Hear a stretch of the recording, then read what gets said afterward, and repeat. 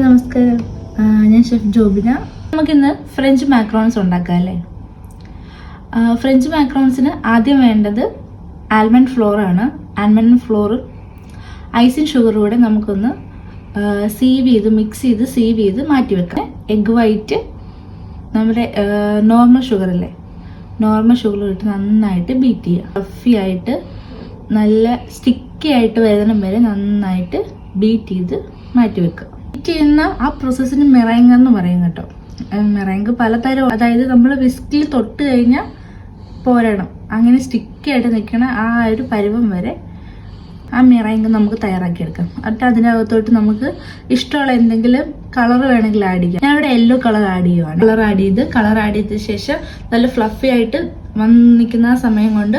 പക്ഷെ ഒരു കാര്യം ശ്രദ്ധിക്കണം, നമ്മളുടെ ഏരിയ മൊത്തം കോൾഡ് ആയിരിക്കണം. ഹോട്ട് ഏരിയയിൽ നിന്ന് നമ്മൾക്ക് ഈ മാക്രോൺസ് ഒന്നും ഉണ്ടാക്കാനായിട്ട് പറ്റത്തില്ല. അപ്പം അത് പൊന്തി സ്റ്റിക്കി ആയിട്ട് വരുന്ന സമയത്ത് ബീറ്റർ ഓഫ് ചെയ്യുക. എന്നിട്ട് സ്പാച്ചില എടുത്ത് നമ്മൾ സാധാരണ കേക്ക് ഫോൾഡ് ചെയ്യുന്ന പോലെ ഒരു 3-4 തവണ ടൈംസ് ആയിട്ട് ഈ ആൽമണ്ടും ഐസിൻ ഷുഗറും നമ്മൾ മിക്സ് വെച്ചിരിക്കുന്ന ബാറ്റർ നന്നായിട്ട് മിക്സ് ചെയ്ത് ഫോൾഡ് ചെയ്ത് എടുക്കുക. ഒരു ഷീറ്റ് എടുക്കുക. ബേക്കിംഗ് ട്രേയിൽ മാക്രോൺ ഷീറ്റൊക്കെ ഇപ്പം കിട്ടും.